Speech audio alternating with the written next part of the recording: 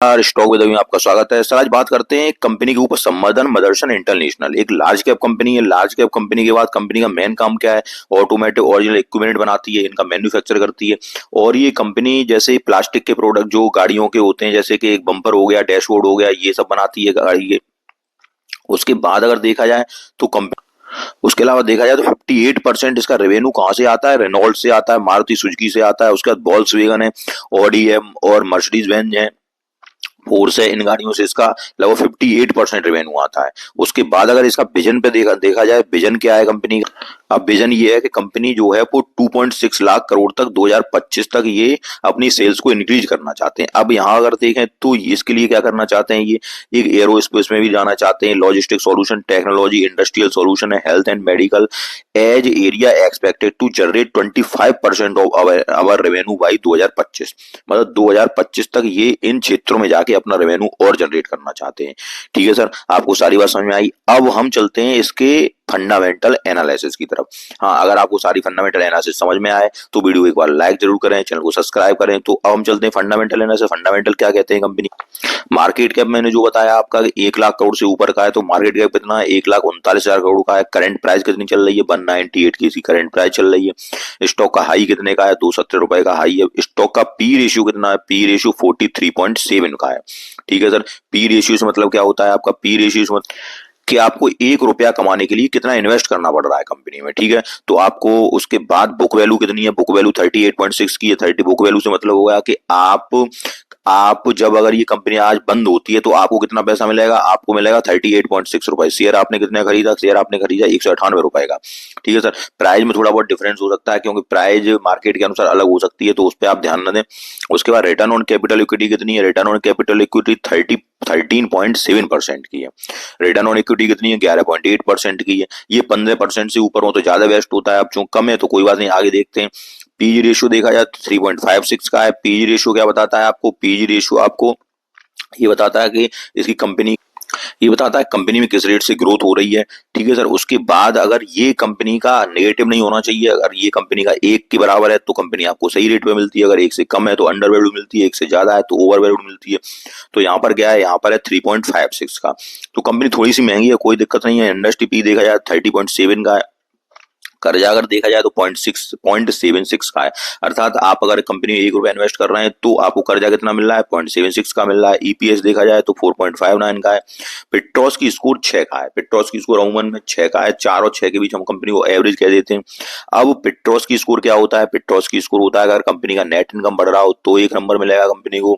Return on asset बढ़ रहा हो तो 1 नंबर मिलेगा। उसका कैश फ्लो बढ़ रहा हो तो 1 नंबर मिलेगा। लॉन्ग टर्म डेप्ट कम होना चाहिए तो 1 नंबर मिलेगा। ग्रॉस मार्जिन प्रीवियस मार्जिन से कम होना चाहिए तो 1 नंबर मिलेगा।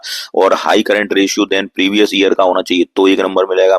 तो इस तरह से लगभग जो 9 पॉइंट होते हैं उसके हर एक का 1 नंबर होता है। तो यहाँ पे है 6 नंबर। जब 6 नंबर है तो आप डिसाइड कीजिए कंपनी को। एक हम एवरेज कह सकते हैं, कोई दिक्कत नहीं है। उसके बाद फ्री कैश फ्लो देखा जाए तो 69 करोड़ का free cash flow. Pledged percentage देखी जाए तो 2.42% की प्लेज परसेंटेज भी है, जो कि कंपनी के प्रमोटर के द्वारा अपने शेयर 2.42% गिरवी रखे गए हैं। ठीक है सर, तो ये थोड़ा एक गलत बात है, कंपनी को अपने शेयर गिरवी नहीं रखने चाहिए। तो अब क्योंकि लार्ज कैप कंपनी है तो अब आगे देखते हैं, आगे और भी कुछ है, आगे देखते हैं उसका कि इसका रिजल्ट कैसे पेश हो रहा है। उसके बाद हम डिसाइड करेंगे क्या करना है। प्रमोटर की होल्डिंग 58.1% है, जो कि ठीक है। उसके बाद करंट रेशियो अगर देखा जाए तो 0.96 का है। ये करंट रेशियो थोड़ा और ज्यादा हो तो कोई दिक्कत की बात नहीं, क्योंकि टोटल करंट एसेट्स और करंट लायबिलिटीज का जो डिवीजन होता है वो करंट रेशियो होता है। तो जितना ज्यादा हो तो कोई दिक्कत की बात नहीं होती है उसमें, लेकिन यहाँ कम है। उसके बाद अब हम आगे चलते, अब हम आगे आए कंपनी की सेल्स और हम देखते हैं सारा कुछ रिजल्ट जो है वो किस प्रकार के हैं। सबसे पहले क्वार्टरली देखते हैं। तो 2021 से जो सेल्स 16 करोड़ की, 16,000 करोड़ की हुआ करती थी, अब वो है 28,000 करोड़ की। ठीक है साहब, उसका एक्सपेंस भी उसी अनुपात में बढ़े। अगर ऑपरेटिंग प्रॉफिट मार्जिन अगर देखा जाए तो मार्जिन पे कंपनी कितने पे काम कर रही है वो देखो आप। 10% के मार्जिन पे काम कर रही है। ठीक है सर, लार्ज कैप कंपनी है, 10% के मार्जिन पे काम कर रही है। ठीक है, उसके बाद नेट प्रॉफिट अगर हम देखें तो पहले कितना था? जो प्रॉफिट 446 करोड़ का हुआ करता था वो अब प्रॉफिट 1,097 करोड़ का है, मतलब दूना प्रॉफिट हुआ है। 3 साल में इतनी बड़ी कंपनी है, दूना प्रॉफिट ले रही है। ठीक है, ईपीएस देखा जाए तो ईपीएस भी ऐसा ही है आपका। ईपीएस कितना है? लगभग 0.61 जो था वो अब 1.47 हो गया है। ठीक है, अर्निंग पर शेयर। हाँ, अपकमिंग रिजल्ट इसका 12 नवंबर 2024 को आने वाला है। तो आपको ये टेंशन खत्म हुई कि इसका काफी लोग पूछते हैं इसका रिजल्ट कब आने वाला है। तो जब रिजल्ट आ जाएगा तो भी सारा कुछ क्लियर हो जाएगा।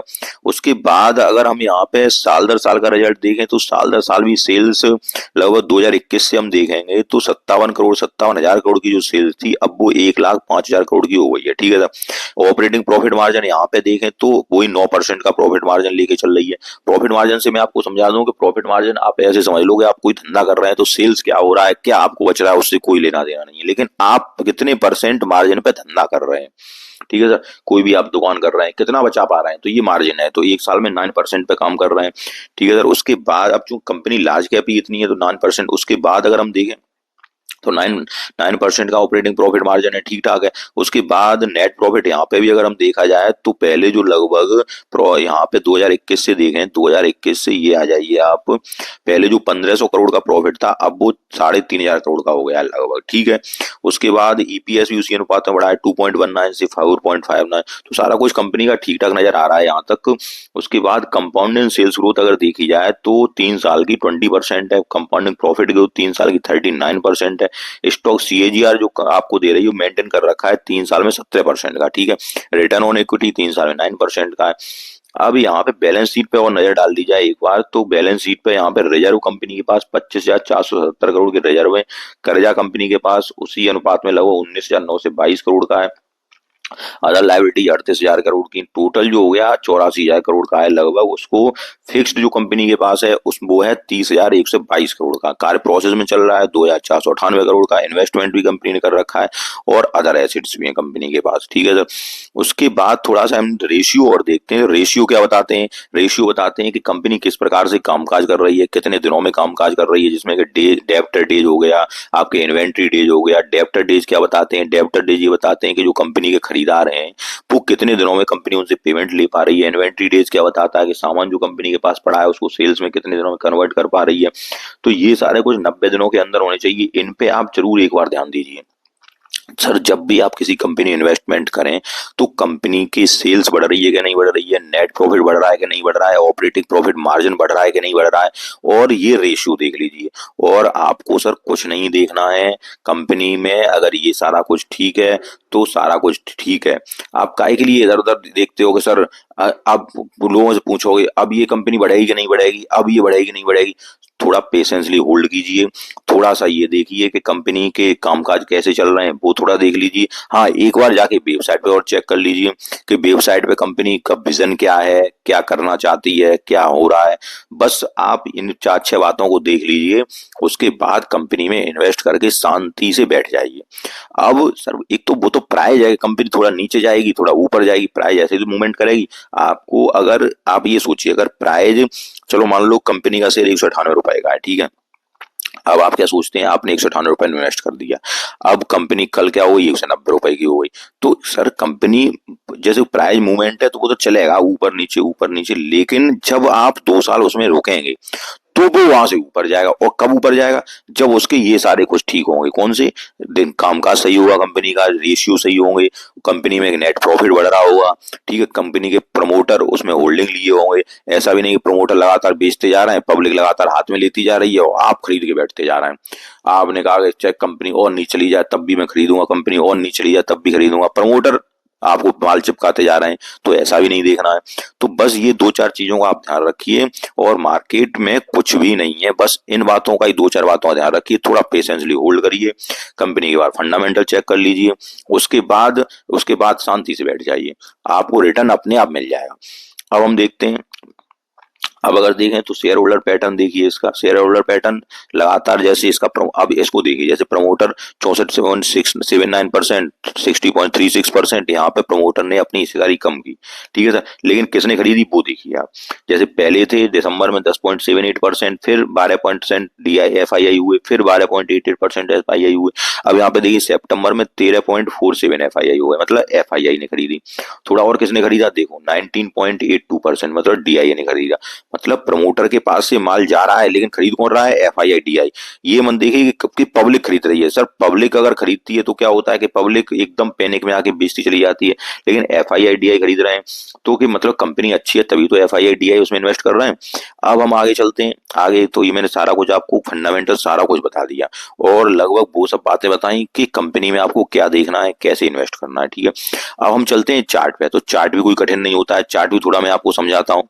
अब आप चार्ट देखिए सर, ठीक है। थोड़ा मेरा वीडियो थोड़ा लंबा जरूर हो जाता है, अब चूंकि लंबा इसलिए हो जाता है क्योंकि मैं उस वीडियो में ही आपको सारा कुछ बताने का प्रयास करता हूँ कि जिससे आपको कोई दिक्कत ये ना आए कि आप अलग से फंडामेंटल एनालिसिस देखें कि आरओसी क्या होता है, आरओई क्या होता है, कि पी रेशियो क्या होता है, पी रेशियो क्या होता है।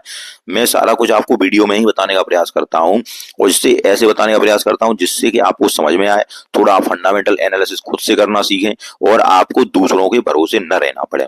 मैं इसीलिए आपको थोड़ा वीडियो बड़ा होता है लेकिन आप अगर देखेंगे तो आपको सारा कुछ समझ में आएगा और फिर इसको देखने के बाद आप अलग से दूसरी कंपनी को देखो, क्योंकि सर हर कंपनी के बारे में तो मैं वीडियो बना नहीं पाऊंगा और नहीं आप कहीं और देखें तो जैसे मैं बता रहा हूँ फिर आप अगली कंपनी देखो, उसमें देखो क्या हो रहा है क्या नहीं हो रहा है, और जो नहीं समझ में आ रहा है कमेंट करके पूछो, उसका मैं आपको आंसर दूंगा। हाँ, मैं आपको संडे से एक बार लाइव और आने की कोशिश करूंगा 12 बजे से, तो वहां पे आपकी जो भी क्वारीज हो वो आप मुझे पूछ सकते हैं। इस संडे से ही लाइव आने की कोशिश करूंगा जिसमें आपको सारी क्वारीज और वो मैं आपको बताने की कोशिश करूंगा, ठीक है सर। उसको एक बार देखना ना भूलें, संडे से दिन में 12 बजे से। और अब उसके बाद हम देखते हैं, अब ये स्टॉक को अगर देखें तो ये देखिए आप स्टॉक, आप चार्ट अगर देखना नहीं जानते हैं थोड़ा सा मैं समझाता हूँ कि ये देखिए आप, थोड़ा वीडियो लंबा जरूर होगा लेकिन थोड़ा सा देखें, अब ज्यादा लंबा नहीं होगा सर। ये देखिए चार्ट कैसे चल रहा है, ये देखिए ऊपर की ओर चल रहा है। अब क्या करना है, अब यहाँ से हम ट्रेंड लाइन डालते हैं एक, ये मैंने ट्रेंड लाइन ली और ट्रेंड लाइन को हमने यहाँ से लिया और इधर मिलाया। अब आपको देख रहा है कि ट्रेंड लाइन ऊपर की ओर जा रही है, तो जब ट्रेंड लाइन ऊपर की ओर जा रही है तो मतलब स्टॉक सही चल रहा है।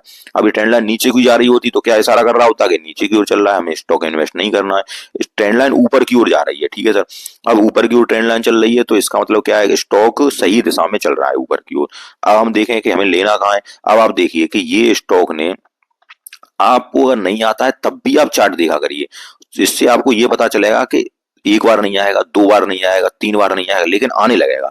अब देखिए आप, ये देखिए थोड़ा बड़ा करके जूम करके देखें तो यहाँ देखिए ये ऊपर जाने के बाद इस प्राइस पे गया, इस प्राइस के बाद अब ये यहीं घूम रहा है, कंसोलिडेट कर रहा है। अब आपको कहाँ लेना है, अब आपको लेना है 197 के ऊपर, ठीक है। 197 के ऊपर अभी चल रहा है। इस प्राइस से अगर ये स्टॉक नीचे निकलने का प्रयास करता है तो फिर कहाँ आएगा, तो फिर ये देखिए पहले इसने कहाँ पे रुका था, लगभग 178 के पास, ठीक है सर।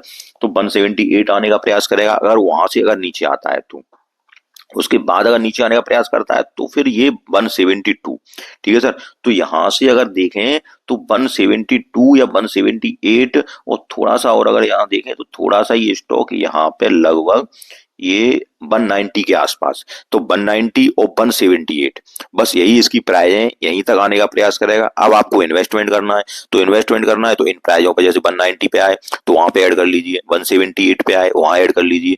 अब वो मैं क्यों बता रहा हूँ, क्योंकि लार्ज कैप स्टॉक है, कोई डरने की बात नहीं है। थोड़ी बहुत शेयर प्लेज है, कोई दिक्कत की बात नहीं है, लेकिन लार्ज कैप है।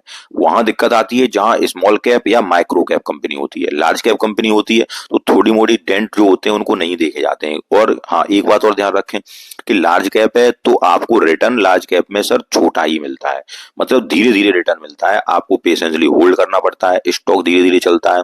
तो इस बात का आप ध्यान रखें और स्टॉक में कोई कमी नहीं है। अगर आप पैसे सेव करना चाहते हैं, पैसे सेफली चाहते हैं, रिटर्न थोड़ा कम चाहते हैं और लार्ज अमाउंट भी लगा सकते हैं, इसमें कोई दिक्कत नहीं है, तो स्टॉक आपके लिए है। और जो मैंने आपको प्राइस बताई किस किस प्राइस पे आपको ऐड करना है, इन्वेस्टमेंट करना है, इस तरह आपको स्टॉक को ऐड करना है। अगला वीडियो में अवेंटल लिमिटेड पे लाने वाला हूँ, उसको देखना ना भूलिए। तो अगर आपको वीडियो पसंद आए तो वीडियो को लाइक कीजिए, चैनल को सब्सक्राइब कीजिए। धन्यवाद।